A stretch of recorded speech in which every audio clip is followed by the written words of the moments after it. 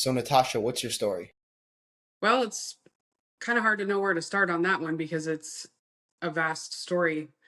But if I'm sticking to the theme of what you talk about specifically, I was reading through my journals to refresh my mind about my life. And, maybe the first time I had thought about suicide, I thought it was when I was about 14 or 15.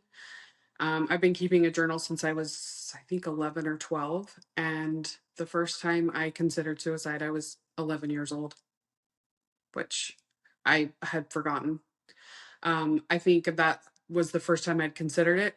The first time it actually was, I wanted to do it, I was 15. Um, I had started having flashbacks when I was 14.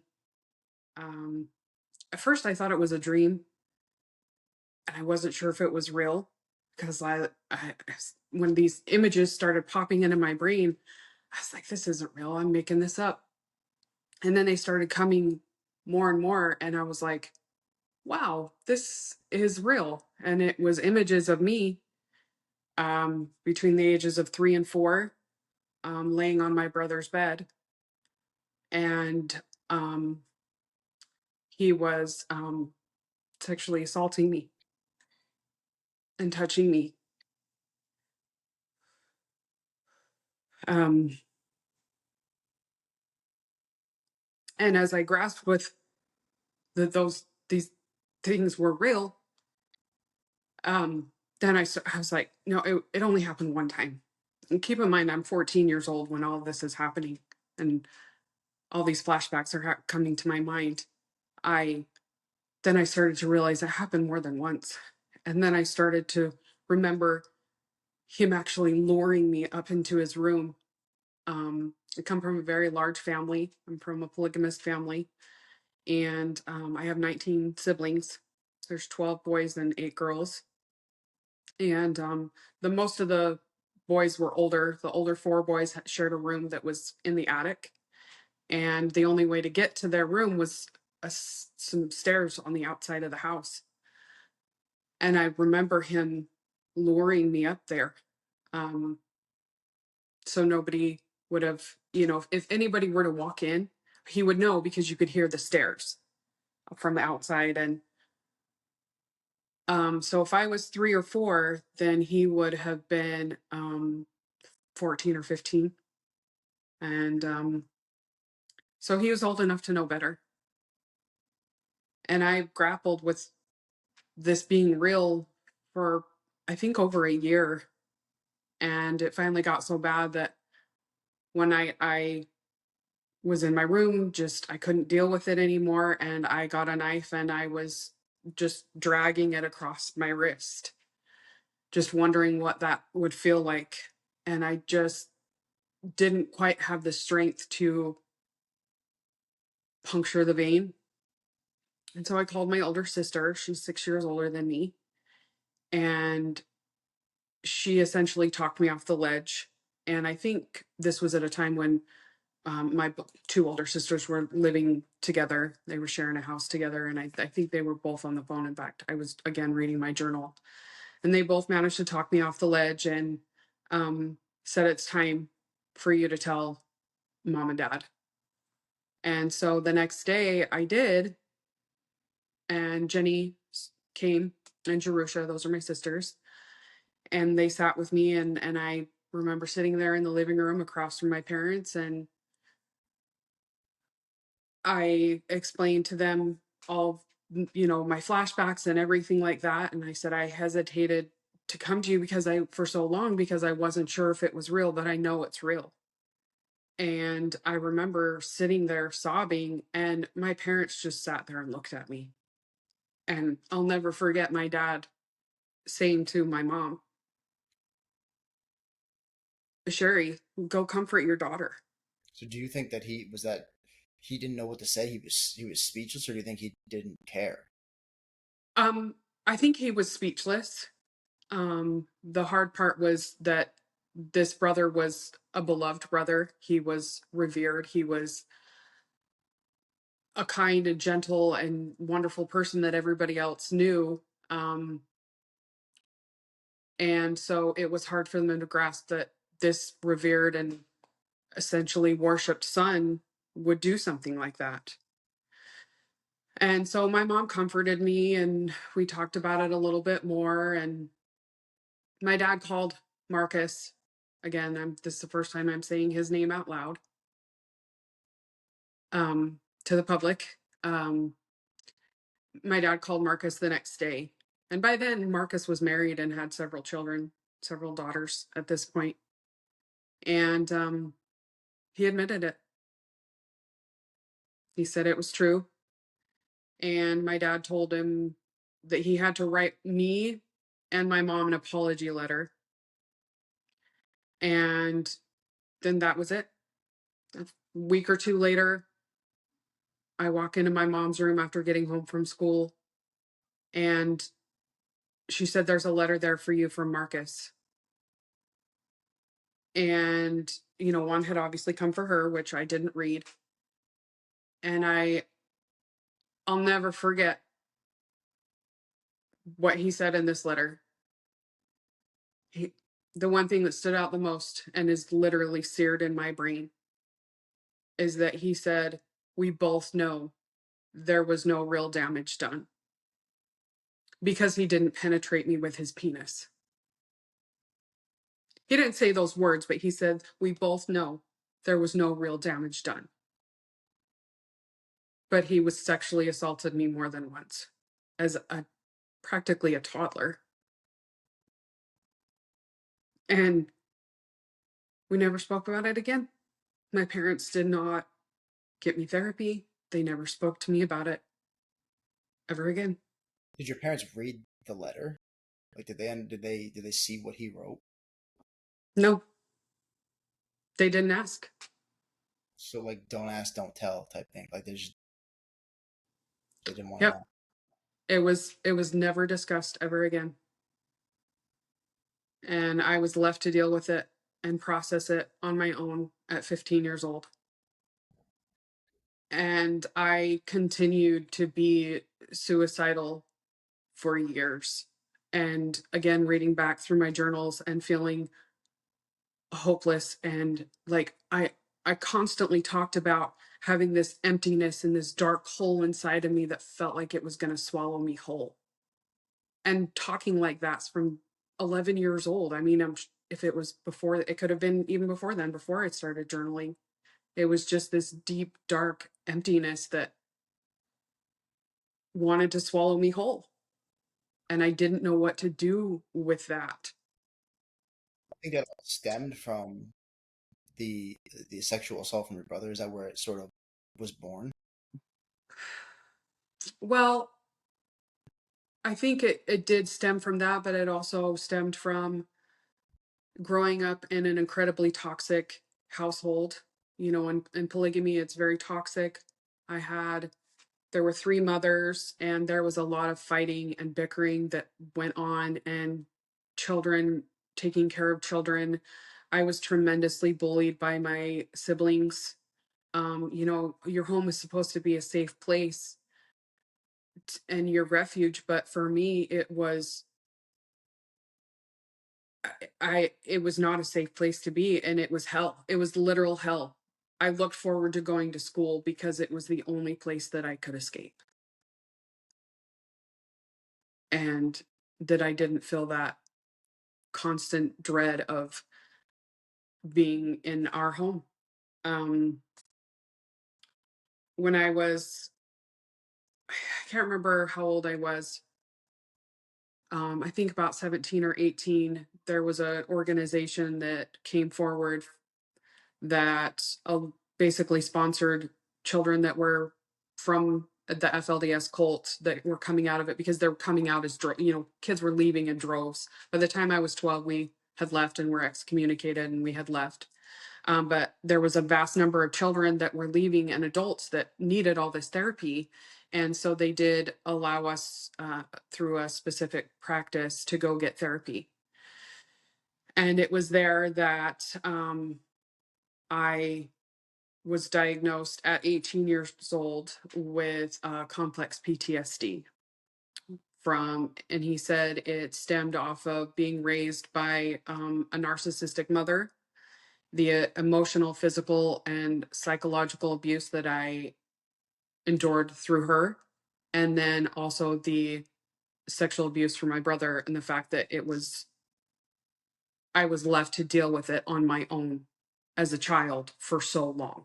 What age do you think that these instances started happening? Like, because from my experience in interviewing a lot of survivors of suicide, one of the main commonalities, one of the main things that I see a lot is some sort of trauma at a young age, like whether it's sexual abuse or it's bullying or emotional abuse or physical abuse, any sort of abuse when your brain is young seems to do something long term.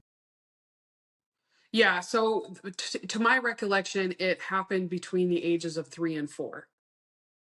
And then my brain blocked that out until I was 14. And I was actually on the phone talking with this boy that I liked when I had my first flashback.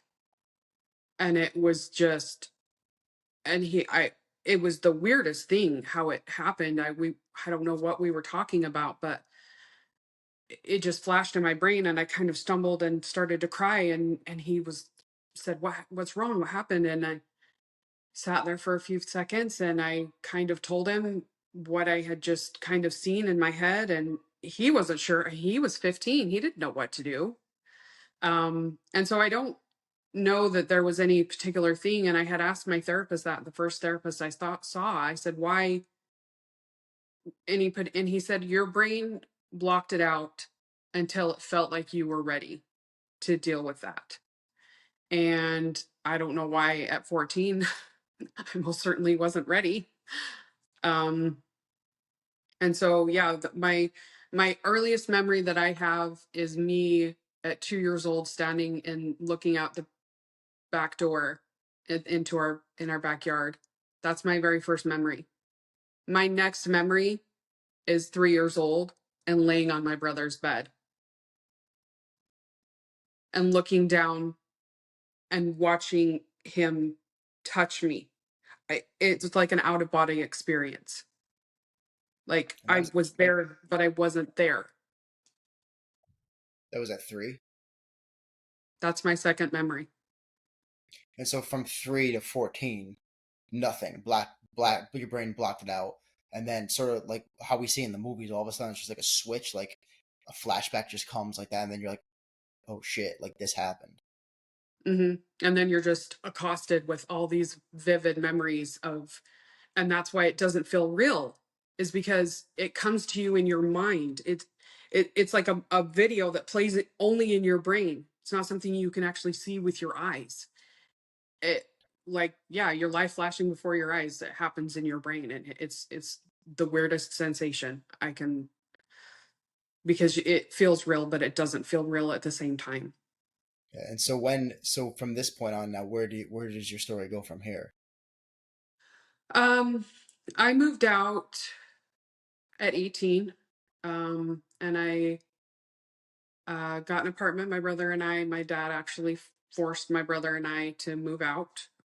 There was a lot of family turmoil, and that's a whole other story. But going on at the same time, at that time, I was living with my dad and his first wife, and she was always very threatened by the other mother's children. By this time, my dad only had one wife. His third and second wife, who was my mother, had left him, and he only had the one wife now by the time I was 18. When you say polygamy, like you mean like an actual real polygamist household, like one man and multiple wives, not like polygamy and like your dad would go out and sleep with other women. Like there was a legitimate polygamist Yes. household with wives in the household. Yes. At one point in time, there was 15 children, three mothers, and my dad living in the same household. And then when I was 8, his third wife left, and she took her three daughters with her. And they basically were cut out of our lives. She chose not to want to be a part of our lives, which that was really hard. because her two older children were, one was a year older than me and the other one was a year younger than me. So there was four little girls born within a year of each other, and we all just played together, and we just were this little posse of little girls running around. My mom has so many pictures of us all together and playing. And again, I can, if I have a picture to represent the memory, I can replay it, but there's so much of my childhood that's missing because, I guess, because of the trauma. And it's called cognitive dissonance, I guess, where your brain just separates, like you're being pulled apart. You're surviving, but you're not present in the moments. Do you think Marcus or maybe some of the other brothers, was there other sexual abuse going on that you knew about, or do you think that if they, some of your sisters knew, they just wouldn't say anything? I have actually, I think there was one minor incident with another brother and one of my younger sisters, that was a very, of course, it can always be downplayed because that's how it is. Apparently, it was just a very minor incident, and my mom handled it before it got out of hand. Crazy thing, actually, when my dad's third wife left, she, in her affidavit to the court, and the reason she left was that she said that there was sexual abuse going on in the home. And social services actually came and interviewed me and my sister Jerusha. So again, I was 7, 8 years old at the time, and they asked me point blank if there was anybody that had touched me inappropriately within the home or anything like that. And at the time, it was blocked out of my mind. And so I answered honestly and said, no, nobody has ever touched me inappropriately. This is before that flashback came. Yeah, so I was 7, 8 at the time when that was happening. And my sister Jerusha also responded that she had never had anything happen to her by any of my brothers or my dad or anything. I've talked with my other sisters, over the years, a lot of them, several of them I've lost contact with, but I hadn't heard of anything other than the one minor incident. There has been other reports of my siblings being assaulted by Warren Jeffs. Warren Jeffs is my uncle. He's quite famous and he's all over the news. All you got to do is Google him, um, and so yeah, several of my siblings were molested and actually raped, not just by Warren, but by other uncles and things like that. That was actually part of the main reason why my oldest brother Clayne committed suicide in 2002, because he had been put under hypnosis and finally found out at 28 years old that he had been violently um, sodomized by my uncles when he was a little boy. So this is something that's sort of from the top down, if you will. It's sort of originated with your uncles and then trickled down to your brothers, and then it keeps going. Right. Yeah. And so I was like, okay, was Clayne, to my knowledge, he never, because obviously, it oftentimes happens where a victim then becomes a perpetrator in adulthood. Um, None of my sisters ever said that Clayne did anything to them sexually, but they did say that he was very mean to them, to all the kids. He just had a very mean streak. And again, same thing that happened to me. His brain blocked it out, and it wasn't known until he was actually put under deep hypnosis. And so I don't know that that was necessarily his choice, but he had been attempting suicide since he was like 15. He had had multiple suicide attempts, and it would be with drugs, and he would just OD and end up in the hospital. And so about 18 months before he finally successfully did it is when he found out about um, his abuse, and he finally put a shotgun in his mouth while he was at home with his wife and children. And so I know, you and I talked a little bit about your story prior to this interview. And so just to kind of recap, you have five brothers who took their lives, successfully took their lives. Yes, I do. Five of them. Clean was in 2002. David was in 2005. Corey, November of 2022. Brandon, April of 2023. And most recently, my brother Monroe in March of 2025. I really am sorry to hear that, honestly.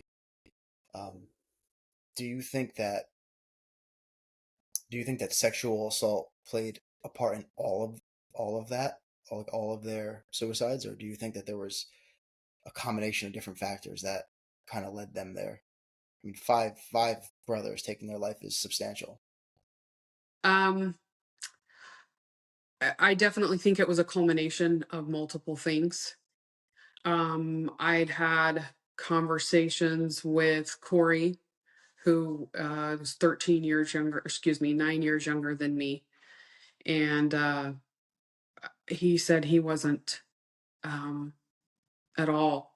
And Corey was kind of the he's the youngest brother, and he was doing all the right things as far as what you're supposed to do when he had been struggling with his mental health since he was like 13 or 14 years old, and he was doing all the right things. He had asked his mom, he's from Susan, my dad's first wife, um, and when he was like 14, if he could go to therapy, he's like, Mom, I need therapy. And she said, we can't afford it, which didn't make any sense. But because by then my dad had been approved for full time, or excuse me, had been qualified for, full disability through the VA because he's a Vietnam veteran. And all of your minor children get full medical benefit. So it just doesn't make any sense as to why she didn't get him that. So he did eventually, as an adult, get help himself, and he did all the right things. He was in therapy. He was doing yoga and meditation. I mean, this kid was so in tune with his body.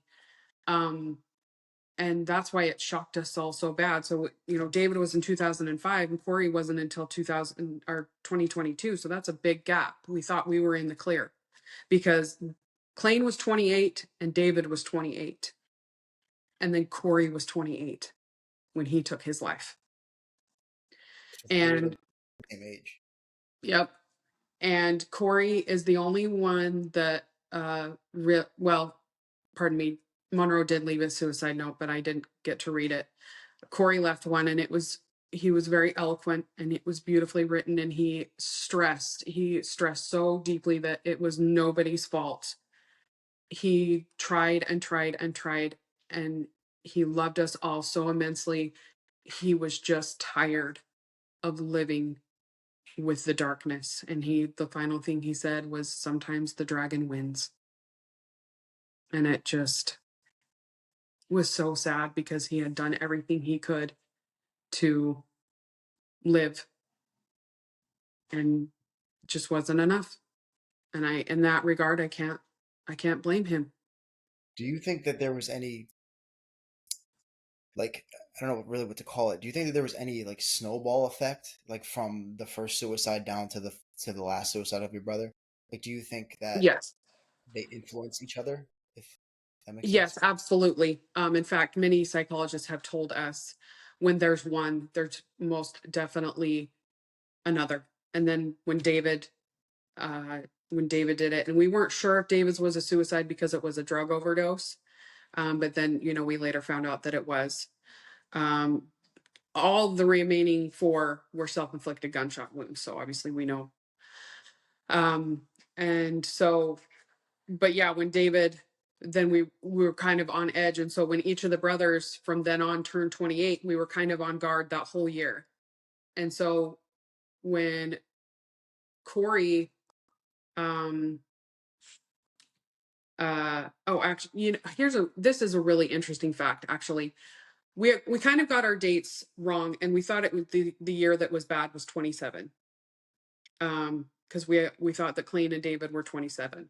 And so we got all the brothers. They all had gone through their 27th year of life, and Corey was just finishing up his 27th year of life. And I guess had been planning and trying. He did not believe in guns, but he bought a gun a week before he committed suicide. And he specifically waited till he was 28 because he had asked his mother, and I guess in the confusion of it all, it was in fact that Clayton and David were 28. And so he turned 28, and not even a month later, he committed suicide. Corey did. And so I don't know what it is about that 28th year of life. Brandon was, gosh, how old was Brandon? I think he was 39, 40, and Monroe was 43. So they hung on a bit longer.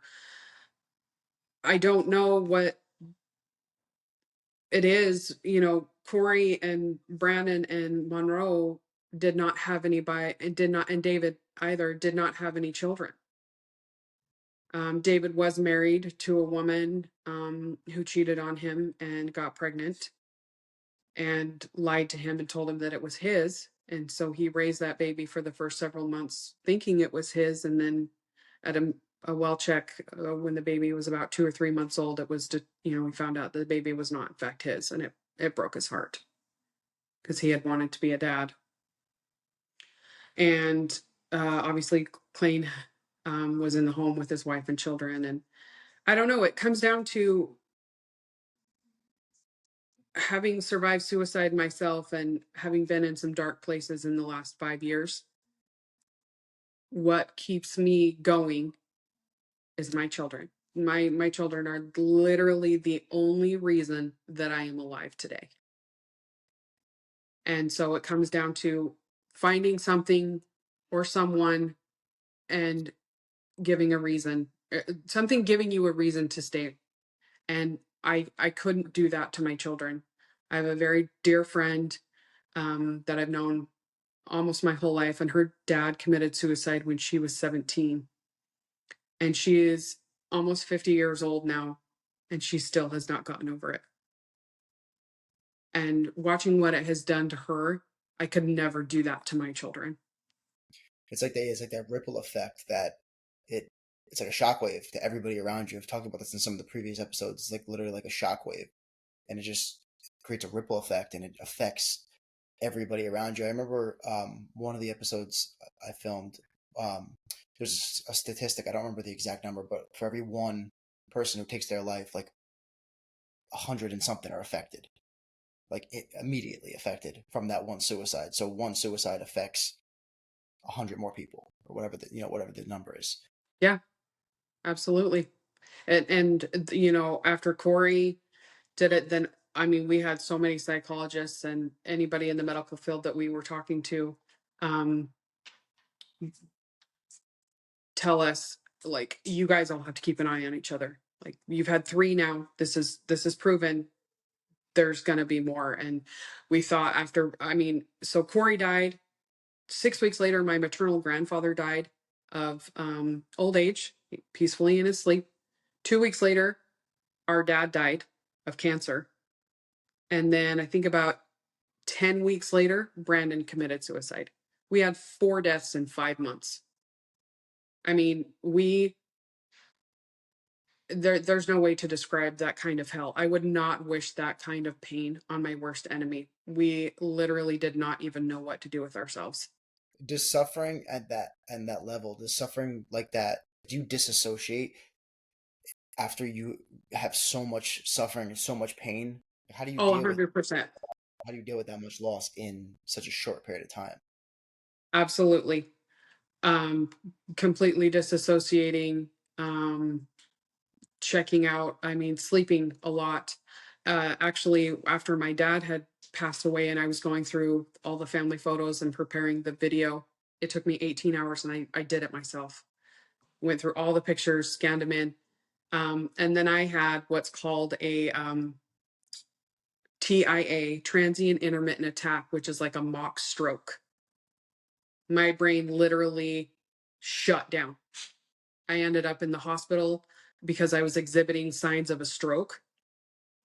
They kept asking, and I lost 2.5 days of my life. I don't remember this. This is all retelling, the way my husband explained it to me. He came downstairs and I was just slumped over on the couch, and it just completely incoherent. He rushed me to the ER. They were doing all the tests that they do when somebody has a stroke. They kept asking him if I had taken any drugs or if I was drinking or anything like that. No, she doesn't do that. I mean, uh, she doesn't drink, but socially a couple times a month. She doesn't do drugs, period.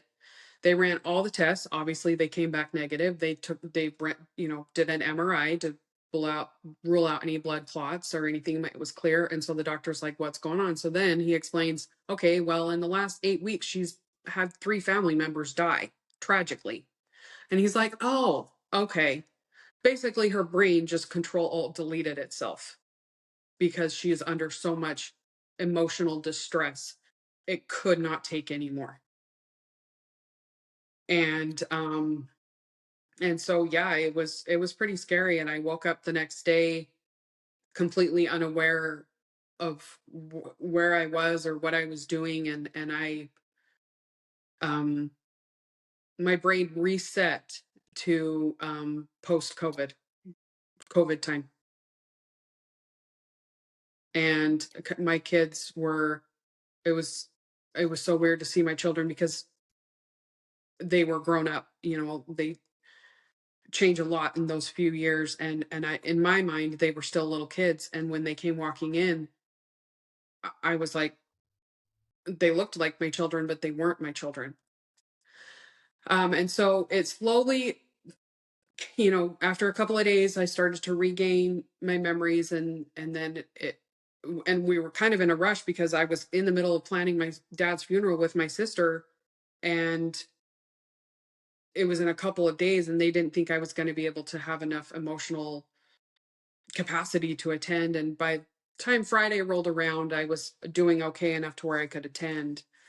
But I do remember that I slurred my words. Like, I couldn't, as a word as simple as bacon. I couldn't remember the word bacon. I thought I was making it up. Again, with the flashbacks where I was like, I'm just doing that. My brain, this isn't real. But when I was slurring over words and couldn't remember basic everyday words, I knew that it wasn't something that I had just made up, you know. And so I had to be very careful after, and then weeks later, 8 weeks later, Brandon committed suicide, and I was at risk of it happening again. Within the first 6 to 12 months, your chances of having a repeat attack, a TIA, is like 80%. And so I have to tread very cautiously. When anything emotionally distressing happens, I do have a prescription for Xanax that I take on occasion. But I've had to learn to become in tune with my body and listen to it, because for those 8 weeks, I was just pushing through and doing what needed to be done because I'm the planner, I'm the organizer, and my sister Jenny and I were just handling it all, and it was just too much. And so I've just had to learn to listen to my body and take care of myself. Um, and I planned all of Monroe's stuff pretty much by myself. Um, and I came home because I had moved to Virginia since then. And I came home and I slept for 7 days straight. I did not leave my bedroom for 7 days because I was so emotionally exhausted from being there, planning the funeral, taking care of my mother, because Monroe was her first biological child to commit suicide. Clayne, David, Corey, and Brandon were all Susans. So here's the distinction. Even though they're from different mothers, we were all raised in the same household. It doesn't matter that they're from different mothers. We are raised as siblings. But also, here's the other caveat. Sherry, my mother, and Susan, the first wife, they are full-blooded sisters. Very common to happen in polygamous situations. So it sounds weird, but it's very common for sisters to end up marrying the same man. Um, and so, yes, we are all siblings. We're raised together. Um, and so there's no real differentiation versus, he came from my mom or the other mom. It's all the same hurt, especially when you grew up with that person. And the amount of guilt that is associated with suicide when it's a sibling, and all the what could I have done? What could I have done? Oh, that guilt is absolutely mind blowing. And when you know that you've done everything you can, particularly with, we could see that Brandon was drowning, but we were all drowning. You can't save yourself. You can't save someone else if you can't save yourself. We were all drowning and trying to just get through it and trying to be there for each other.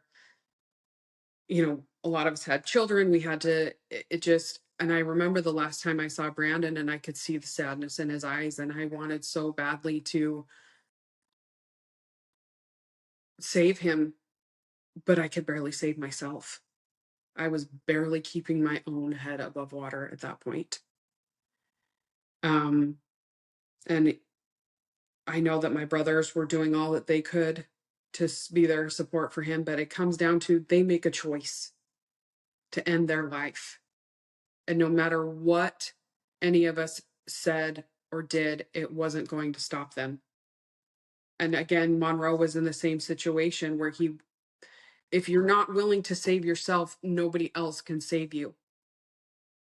And there's different feelings associated with each death, particularly with Corey, Brandon, and Monroe, because they're all so fresh. We each have our own feelings of how we feel about that person taking their own life. Did they do everything that they possibly could? Were they being accountable for themselves? Were they going to therapy? And in the case of Brandon and Monroe, no, they were not. They were not going to therapy. They were not doing what they needed to do. They were drowning themselves in alcohol, marijuana, or whatever to numb the pain because they refused to face their demons. As sad and as mean as that is to say, that's the truth. I think it's just honest.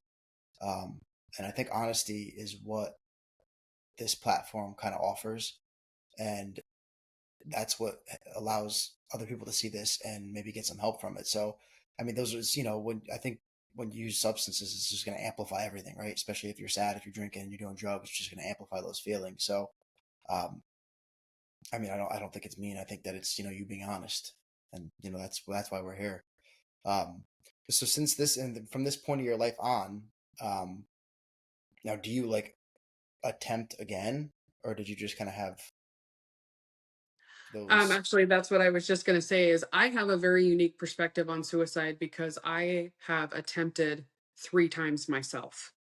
The first time I actually attempted, I was 19, and it was after I break up, and I went to my sister's house when I knew that she wasn't there, and I got her gun. She had this little tiny Black Widow gun, and I sat on her back deck, and I luckily did not know about a safety. And I put it to my head and I pulled the trigger. And I was shocked when it didn't go off. And I looked down and I see the little safety red switch. And I was like, oh, yeah. And then I flicked it. And just as I was about to put it up to my head, my sister comes walking out, Jenny. And I don't remember this. She told me I apparently pointed the gun at her. And I feel so bad that I put her life in danger. She had just had a baby a few months prior.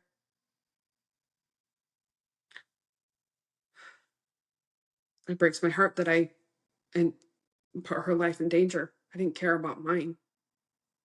Um, she did talk me down, got the gun away from me, and um, called my parents. And I think they were looking at putting me, having me committed or whatever. But I guess I talked them out of it. Again, I don't remember a whole lot. Um, I probably should have been put on a 72-hour watch. I do remember that some of my siblings came to check on me, and I had just recently moved into my own apartment, and my best friend came to stay with me a night or two, and then you just get back to life. in and out of therapy. So that was in 2004. And then 2 years later, um, I was going to school full time. I was working full time. I was busy. I had an awesome roommate. I don't know anything particular that would set me off other than just always this darkness within me. And I had come to the conclusion that I was just ready to go. I couldn't take it anymore. And I uh, had a partial bottle of Percocet and Lortab, and then I went to the hardware store and I bought a box of rat poison, and I swallowed the 2 half bottles of narcotics. And I did write in my journal basically my last entry, and I wrote in there that I was just tired. I couldn't do it anymore. There's no point. The darkness is swallowing me. Um, I have to go now. My hands are getting shaky from the drugs. And then I proceeded to swallow just handfuls of the rat poison, just shoving it in my, and then chugging water and an entire box.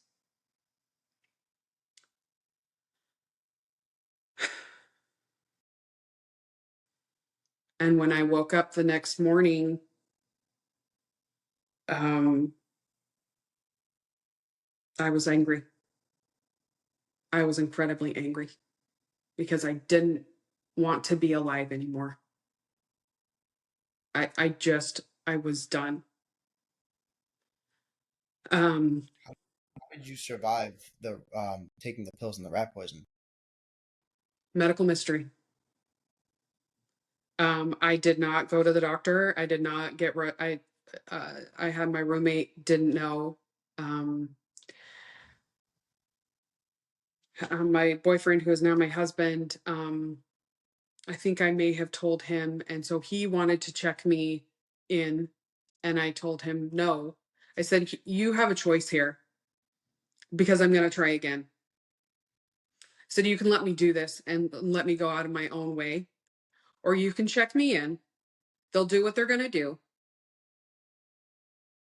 I'll lie to them. I'll do whatever I have to do to get out of there, and then I'll do it anyway. So you can either let me do it now or later. Those are your choices." And I made him leave, and my husband does not cry, and he said he cried the entire 45-minute drive back to his home because I didn't give him that choice. And he didn't think he was ever going to see me again. And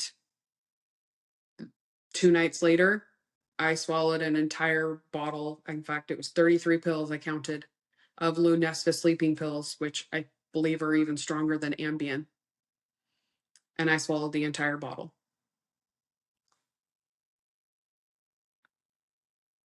I and this is where we're going to go into a realm of which people might not believe, but there were multiple times that night as I'm laying there in my bed, and it was like I was drifting off, like I was going to slip into a coma. And it was like somebody shocked me with a defibrillator. That happened several times. And I felt Clean and David there with me. And that happened multiple times. So I know that they were there. And something saved me. And so I called George, my husband, well, boyfriend at the time, and I think he said it was like 4 o'clock in the morning. And I was crying and I was mad, and I said, I just won't die. Why won't I just die? Because I just wanted it to be over.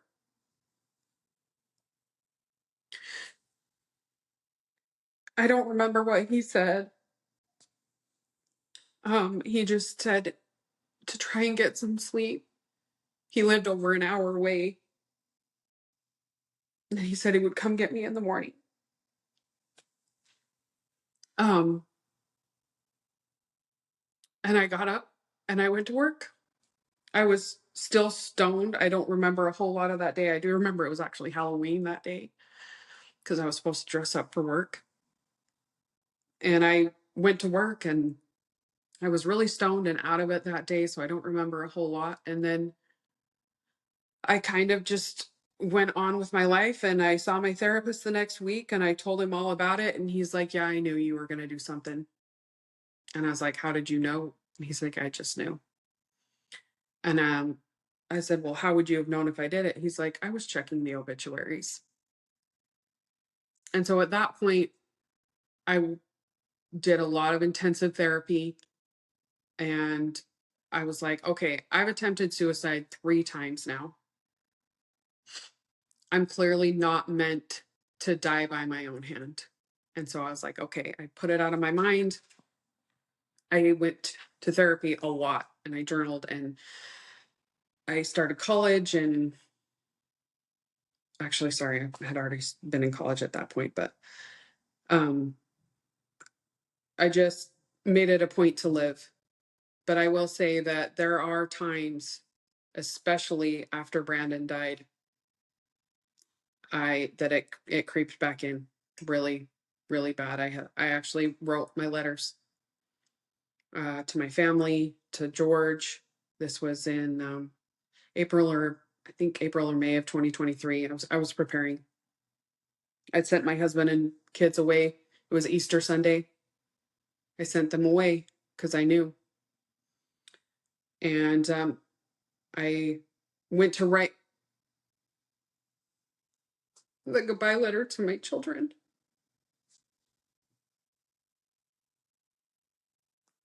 And I hesitated and I couldn't do it. So I was like, fine. So I went to go search for the guns because we had several guns. And obviously, after Corey, my husband hid them. He hid the guns in one location, he hid the shells in another location.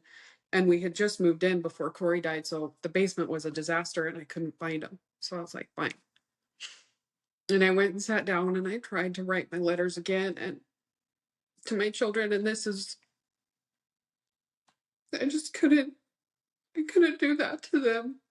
I couldn't destroy their lives because I knew that it would. I knew that they would never be the same. And I would destroy their little lives. Yeah, you know the fallout of having a family member commit suicide, and so probably yeah, at that young age it would be bad for them. Yep. Yep. Exactly. But I mean, obviously, you're not meant to die that way. You're here for a reason, and you're here today, sharing your experience, your story, all these dark times, this darkness, these struggles that you've been through. You're sharing these with the world. I know that you mentioned that this is maybe the first time you're sharing this publicly, so I think that it's probably the bravest, most courageous thing you could do. And you've been through these, uh, you've been through probably darker times than 99.99% of people, and still you're here today. So, I mean, that says something. Thank you. Thank you. It takes a lot of,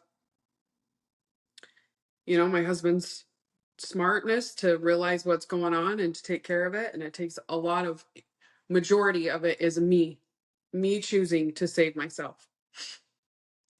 And after I couldn't find the guns, um, it was still, I was like, okay, I, kind of put it out of my mind, but then it was still creeping in. And I was thinking of other ways that I could do it. And I was sitting at a gas station. My husband and I had gone to run some errands or something. And I remember sitting there and watching a big dump truck drive by. And I thought, I could just walk in front of those. or there's a train track nearby. So then at the point where I was starting to consider like real possible ways that would work, because I obviously couldn't get access to a gun, my doctor had been trying to get me on some antidepressants for a few months, and after that gas station incident, I was like, okay, it's time. I had previously been on antidepressants and had a really bad experience coming off of them, so I was very hesitant to get on antidepressants. But I started with a very low dose, and I've been on for um, 2 years now, 2.5 years, and I have to say it's helped. Takes the edge off, makes me not want to yeet myself off of a cliff. um, And so if that's what it takes for me to survive, then that's what I have to do. I know there's a lot of negative connotation with people taking antidepressants, but obviously with my family history and my own personal history, if that's what it takes to save my life, then so be it. And so it's an active choice every single day to wake up and to live. What so people that maybe are suffering, in ways that you've suffered, what from somebody who's inside that feeling, like from first person point of view, what kind of advice do you have for somebody who's suffering like that, especially with the suicidal ideation? Maybe somebody's jumping on antidepressants too for the first time, um, and they're just trying to regulate it. What advice do you have for people who are in the suffering that you've kind of successfully navigated so far? The absolute worst thing that you can do is isolate yourself, because every time that I reached that point, I was isolating myself. So find somebody that you love, that you care about, and spend time with them.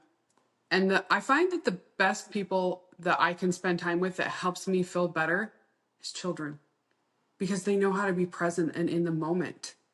And so, like, if you don't have any of your own children, friends' children, or cousins, or nieces and nephews, and just spend time with them and play with them.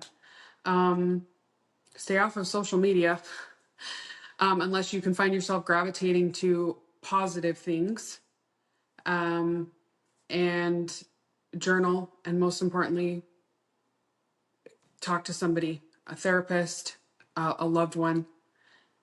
And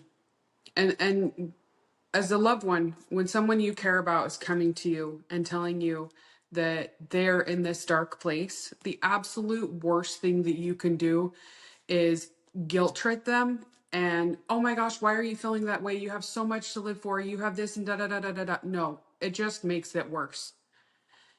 Your job, when somebody has the courage to come to you and tell you that they're in this dark place, your job is to listen.